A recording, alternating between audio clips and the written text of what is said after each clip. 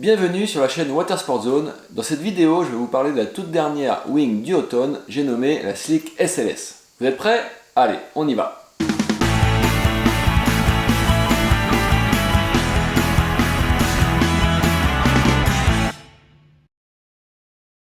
Salut tout le monde, j'espère que vous passez un bon été et que vous naviguez à bloc. Avant de commencer, permettez-moi de vous glisser que si vous avez besoin de conseils pour progresser ou pour bien choisir votre matos, n'oubliez pas de visiter mes playlists de tutos et n'hésitez pas non plus à me glisser en commentaire des thèmes sur lesquels vous avez besoin de plus de conseils.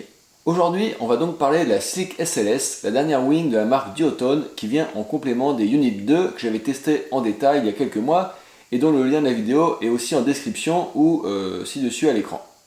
Ce modèle remplace la Slick tout court, sortie l'an dernier et dont la spécificité, en plus de son design compact, était d'avoir une sorte de wishbone à taille unique qui s'adaptait sur toutes les surfaces. Ce principe ne change pas, quoiqu'il y ait une évolution notable dont je vais vous parler un petit peu plus tard. Maintenant, regardons cette Slick SLS d'un petit peu plus près dans le descriptif produit. La Duotone Slick SLS est donc proposée dans 9 surfaces qui s'affichent à l'écran, à un prix à partir de 899 € en 3 mètres et 1119 € en 5 mètres carrés. Il faudra ensuite rajouter entre 69 € pour le boom en silver, en alu, et 239 € pour le mini boom SLS en carbone à diamètre réduit. Sauf si vous avez déjà le boom de votre précédente Slick, à ce moment-là vous pouvez aussi le conserver. Et au prix de la wing, il faut aussi rajouter celui du leash qui n'est pas livré avec la Slick SLS. Donc moi perso, j'ai testé la 4 mètres principalement avec le boom Platinum. Et donc ce combo avec la 4 mètres, il vaut 1148 € à la caisse. Et le mini boom SLS, c'est 50 € de plus. Alors qui dit boom fait tout de suite penser à un surplus de poids. Qu'en est-il vraiment? Sur cette 4 mètres, on est donc à 2,250 kg avec le mini boom carbone, donc le Platinum, et à quelques dizaines de grammes près, c'est pareil avec le mini boom SLS, dont le poids est à peu près équivalent autour des 350 grammes. Et oui, parce que la nouveauté cette année en termes de boom, c'est donc l'arrivée de cette version SLS du tube qui est proposée avec un diamètre réduit. C'est une bonne nouvelle car le diamètre des tubes ou des poignées influence nettement notre perception de la wing. Et avec les poignées rigides, et notamment celles des Duotone, on s'est habitué à des diamètres très fins. Après cependant, comme je l'évoquais, ce mini-boom SLS n'est pas non plus léger que le Platinum. Et pendant que j'y suis sur le mini-boom, cette année le système d'attache sur l'aile a été peaufiné pour le fiabiliser.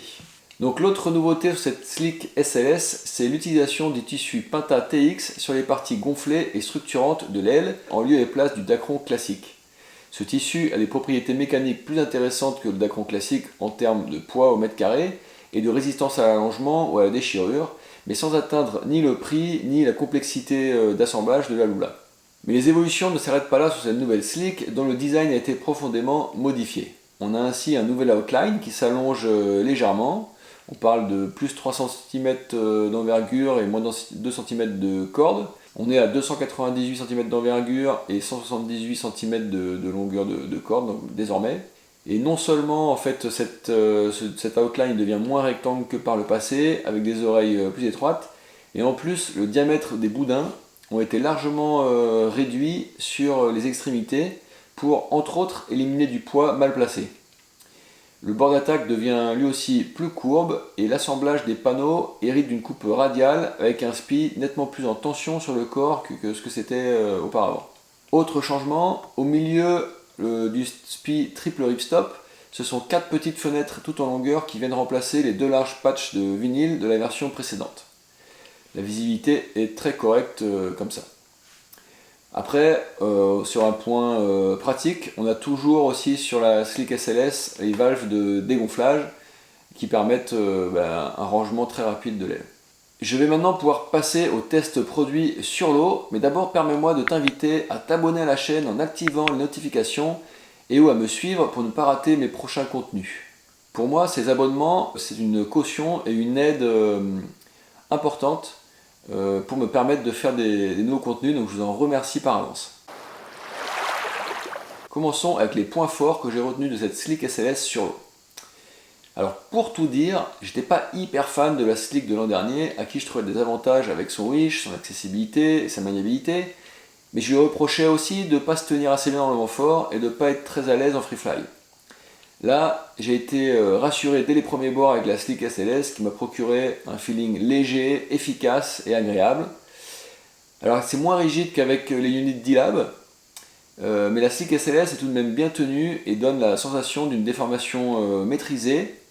Et en fait, elle donne un retour rapide et efficace. C'est carrément agréable. Avec son profil nettement plus orienté sur l'avant que sur le précédent modèle, la traction s'exprime moins dans les bras, mais plus dans le sens du déplacement. Ça aussi c'est agréable, et en plus d'un certain confort, ça donne de l'efficacité et de la tenue dans le vent fort. Dans le bas de la page d'utilisation, alors certes l'appui main arrière est différent de celui de la Slick V1, mais on conserve une bonne efficacité à bas régime. Surtout, on se fait beaucoup moins démonter dans le haut de la page d'utilisation. Avec son envergure contenue, l'accessibilité de cette Slick est assurée car on évite pas mal de situations où la wing pourrait accrocher dans l'eau et nous mettre au tapis. C'est une situation classique et donc une envergure faible limite ce genre de situation. Donc c'est valable aussi au pumping, c'est valable aussi au près, dans les manœuvres, en fait quasiment tout le temps, et c'est vraiment un avantage non négligeable en freestyle ou à l'inverse pour les gens qui rentrent dans le sport qui sont débutants. Pour les freestylers, la capacité à tourner sur elle-même est aussi excellente. L'envergure faible sauve pas mal de réceptions, notamment sur les R36. Et la capacité à popper, là c'est la capacité à regrouper de la puissance pour mettre contre le foil et puis s'extraire de l'eau en saut. Cette capacité à popper, donc elle reste très bonne aussi, là il n'y a pas de souci, au contraire. Super pour le contrôle, les manœuvres ou pour les handle pass en freestyle, le wishbone est globalement top. Il permet de moins forcer sur les bras et pour ceux qui sont sujets aux tendinites, c'est vraiment un plus qui fait une différence. Pourquoi? Parce qu'en fait, comparé à des poignets, le fait d'avoir un wishbone rigide, ça évite de devoir serrer les mains fort et de contrôler des mouvements de l'aile dans toutes les directions. Puisque là en fait le wishbone il fait corps directement avec l'aile et on a clairement moins à contracter. Et ça économise franchement de l'énergie musculaire. Et moi j'ai remarqué que à des moments où j'avais des tendinites, le fait d'être avec des poignets rigides ou un wishbone rigide, je forçais moins et j'avais moins mal. Après, donc le wish ça permet aussi de naviguer à une main par moment, de se recoiffer, faire coucou, puis de se reposer des fois. Ça c'est plus de l'ordre du détail, mais c'est quand même à mentionner. Et je comprends que certains n'aiment pas les wish, et ça a clairement des inconvénients aussi, il n'y a pas de problème. Mais il faut quand même concéder que dans les manœuvres, et en particulier les virements, c'est vraiment génial parce qu'on n'a pas à se poser la question de où on va attraper la wing. De toute façon, le wish, il est là, peu importe où on met les mains, on va le récupérer, contrairement à des poignets où il faut viser pile poil le bon endroit. Et dans les jives aussi, par exemple, quand l'aile dévente, on peut aussi facilement repositionner l'aile ou la faire tourner. Avec le wish, on a vraiment un super contrôle.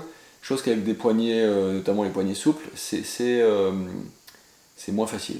Donc j'insiste encore, mais on a vraiment un super contrôle, vraiment super précis, la position de l'aile dans toutes les dimensions. Et puis évidemment, avec le diamètre réduit du Wish SLS, c'est vraiment encore mieux. Pour faire la transition avec les points faibles, je vais finir par le Free Fly. Alors le Free Fly, il ne pose pas spécialement problème avec les Wish Platinum et SLS. C'est franchement pas mal, même si on n'a pas tout à fait la capacité de vol et la stabilité et la faible inertie des meilleures ailes de Free Fly, enfin les plus légères en fait. Disons que ce secteur du Free Fly, c'est pas un point fort pour la Slick SLS, qui excelle plutôt dans son accessibilité, dans sa maniabilité et maintenant aussi en sa utilisation. Mais ce n'est pas non plus un gros point faible, puisque franchement, elle a comblé pas mal de ses lacunes sur ce domaine. Maintenant, abordons les points faibles. En fait, sur la Slick, ces points faibles sont aussi ses points forts et ils tournent clairement autour du wish. Celui-ci apporte des avantages, on l'a vu, mais aussi des inconvénients. Il y a le poids, il y a la rigidité dans les chocs qu'on peut avoir avec soi-même avec son wishbone ou le wishbone contre la planche. On perd aussi un peu de simplicité à gréer. On a deux morceaux, il faut bien le mettre au bon moment et surtout avant de gonfler. On perd de la simplicité à transporter, parce que c'est pareil, on a deux éléments. Le wishbone, il ne rentre pas dans le sac. Donc voilà, moi ça m'est arrivé par exemple d'oublier le wish à la maison parce que je prenais les wings et puis j'en avais plusieurs et en fait j'ai pas pensé au wish. Donc etc. pour les petits inconvénients. Ce qui est bien en revanche, c'est que la version SLS du Wish, donc avec un diamètre ce qu'on appelle skinny, elle vient corriger un point faible du Boom Platinum qui était un diamètre un peu élevé comparé à ce à quoi on est habitué maintenant avec les poignées rigides qui ont des diamètres très fins. Autre point faible, la Slick SLS est livrée sans leash, comme toutes les ailes du Duotone du reste, et pour une aile à ce prix, je trouve que c'est un petit peu dommage. Cependant, là où je relativise, c'est que le leash téléphone du Duotone n'est pas ouf, donc finalement ça permet aussi de pouvoir en prendre un autre. Et sinon, au niveau du comportement général de l'aile, j'ai pas noté de point faible particulier sur mes navigations. Le comportement en FreeFly, comme je disais, il est vraiment acceptable, et surtout en Boom Carbone. À mon avis, alors moi j'ai pas pu l'essayer cette année en Boom Silver puisque je ne l'avais plus, mais à mon avis là en Boom Silver le surpoids sera quand même un peu plus pénalisant. Voilà, au final, de toute façon le FreeFly, même si c'est une possibilité, et puis il faut pouvoir en faire avec cette aile, mais c'est pas non plus le cahier des charges de cette wing. Pour les gens qui veulent vraiment l'aile FreeFly, il faut plutôt aller sur la Unit 2. Alors en résumé, si je dois dresser le bilan, Duotone livre une Slick SLS qui est en net progrès comparé à la Slick première version. Avec son nouveau design, elle se rapproche un peu de la Unit cette année, et en tout cas la différence est moins importante en termes de comportement qu'auparavant. La Slick SLS est clairement une meilleure wing que la précédente, avec beaucoup plus de polyvalence, une bien meilleure tenue, une meilleure propulsion, un meilleur comportement en freefly, etc., etc. Le tissu SLS, qui est une des spécificités de cette wing en plus du Wish, il est sympa en sensation, avec une rigidité certainement moindre que la Lula, mais largement suffisante, et surtout en fait un bon retour. Vraiment, on sent vraiment que l'aile a un petit peu de nerf grâce à ça, le retour est vraiment agréable. Et puis voilà, tout en sachant que les units normales sont déjà en fait quand même des ailes bien rigides par rapport à ce qui existe sur le marché. Après, donc le gros plus de la Slick SLS, c'est son comportement en termes d'accessibilité pour les débutants, avec son appui en plage basse, son envergure réduite, et même si ça se tend à se resserrer un peu par rapport à avant, et également son comportement et ses capacités en freestyle, avec la maniabilité, et toutes les possibilités qu'elle offre aussi avec le Wish. J'ai pas eu la chance de la tester en grande taille, moi j'ai testé une 4 mètres carrés, mais voilà, sans trop extrapoler, j'imagine quand même qu'en grande taille, en 6 ou en 7, son envergure contenue est un vrai atout comparé à des ailes avec une envergure plus développée ou pour les petits gabarits par exemple, ça peut être handicapant parce qu'on a obligé de trop lever les bras et on ne peut pas vraiment descendre l'aile. Après, au niveau du prix, si on opte pour la totale SLS, donc avec le Mini Boom SLS, bon c'est pas donné, même si on peut se rassurer en se disant qu'on peut utiliser qu'un seul boom sur plusieurs ailes. Après que le Boom SLS, le feeling n'en est que meilleur avec son petit diamètre et sa préhension skinny, donc ça c'est vraiment pas mal.